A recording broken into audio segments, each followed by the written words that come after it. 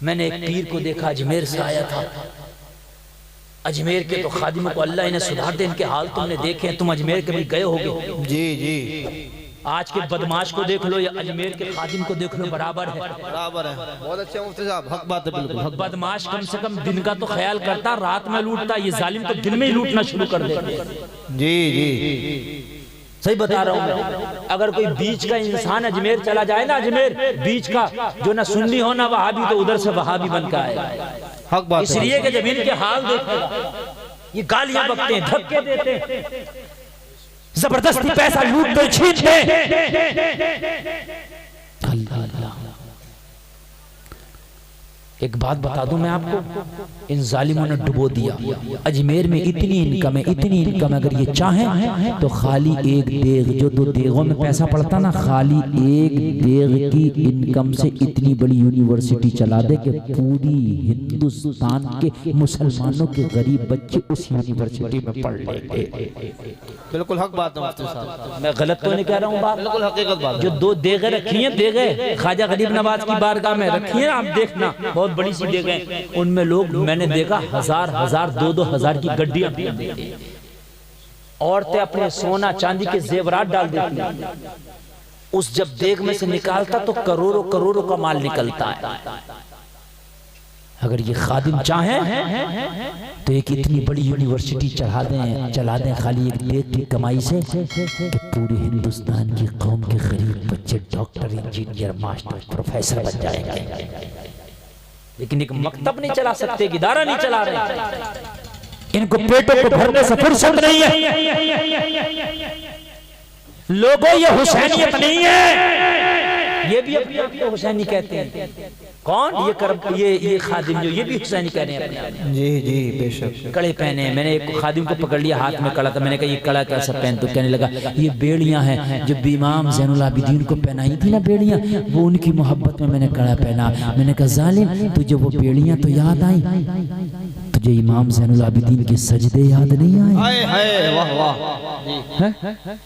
سجدے بھی تو کیے تھے. امام زین العابدین کی تجھے داڑھی یاد نہیں آئی؟ تو کلین شیپ میں گھوم رہا ہے. تجھے امام زین العابدین کا قرآن پڑھنا یاد نہیں آیا؟ تو فلموں کے گانے سنتا. لوگو ذرا غور کرو, محرم شریف آیا کرے تو دیکھا کرو کہ حسینیت کس کام میں ہے. اس کام میں حسینیت نہیں ہے جو تم کرنے لگ گئے. ڈھول کسی بھی جگہ ہو حرام, جائز نہیں ہے. کوئی دنیا کا مفتی اس کو جائز قرار نہیں دے سکتا. اب کان کھول کے سنو, یزید نے کہا ان بھوکے پیاسوں کو لوگوں قید خانے میں ڈال دیا. اللہ اللہ. جب قید خانے میں ڈالا لوگوں, ایک شخص اس قید خانے کے پاس سے گزرا تو اس قید خانے کے اندر سے حسین کے بچوں کی سسکنے کی آوازیں آئی. بھوکے پیاسے تھے, سن کے اندازہ لگا لیا کہ یزید کے قید خانے میں آج جو قیدی آئے ہیں وہ بھوکے اور پیاسے بھی ہیں, اس لیے کہ بچے کھانا مانگ رہے ہیں. گھر گیا, اپنی بیوی سے بولا, او میری زوجہ, میری شریک حیات, کہ گھر میں کوئی کھانے کا سامان ہے؟ کہا کس لیے؟ کہا ابھی یزید کے قید خانے کے پاس سے آیا ہوں, اس کے اندر جو چھوٹے چھوٹے بچے قید ہیں بھوک سے بلک رہے ہیں, چاہتا ہوں کہ کھانا کھلا دیں جا کر کے. اس کی جو بیوی تھی بہت بڑی حسینی تھی. جی یہ حسینی تھی. کون تھی؟ اسے پتہ نہیں تھا یزید کے قید خانے میں کون بچے ہیں, اسے نہیں پتہ تھا. بیوی نے کہا گھر میں آج کوئی کھانا نہیں ہے, آج جتنا بھی کھانے کا سامان تھا سب میں نے اکٹھا کر کے حسین کے نام کا توشہ بنایا ہے. میں حسین کی چاہنے والی ہوں, حسین کی نظر پیش کرنے کے لیے میں نے ایک توشہ بنایا. یہ توشہ تیار ہے, اس کو غریبوں میں تقسیم کر دو حسین کے نام سے. حسین کے نام سے غریبوں میں تقسیم کر دو, غریبوں کو کھلا دو یہ توشہ. جو حسینی ہوتا ہے نا, وہ حسین کے نام پہ غریبوں کو کھانے کے لیے, بے شک بے شک, جو اس وقت بھی وہ عورت کر رہی تھی. تو کہنے لگا میری بیوی, میں غریبوں کو بھوکوں کو کھانا کھلاؤں گا. تو اس وقت جو یزید کے قید خانے میں بچے قید ہیں, ان سے بڑا بھوکا بھی کوئی نہیں دکھتا اور ان سے زیادہ غریب بھی کوئی نہیں دکھتا. اللہ, کیوں نہ میں ان بچوں کو جا کے کھلاؤں.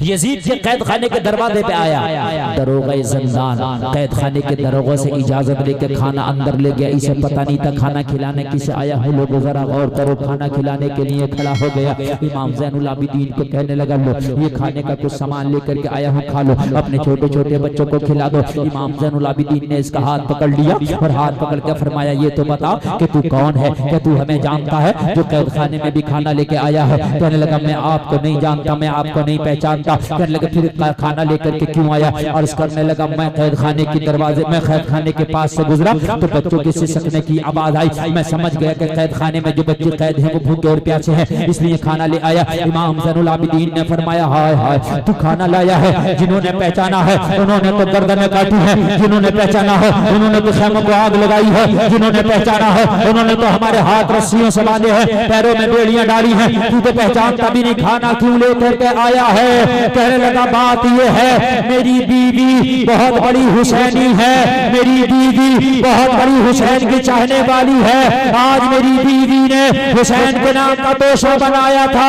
یہ غریبوں کو کھلانا تھا، میں نے سوچا آپ سے زیادہ غریب کون ہوگا، اس لیے آپ کو کھلانے لے آیا ہو۔ زین العابدین کی چیخ نکل گئی، کہنے لگے تجھے پتا ہے یہ حسین کا توشہ کسے کھلانے لایا ہے؟ شام جو تیرے سامنے کھڑا ہے یہ حسین کا بیٹا زین العابدین ہے۔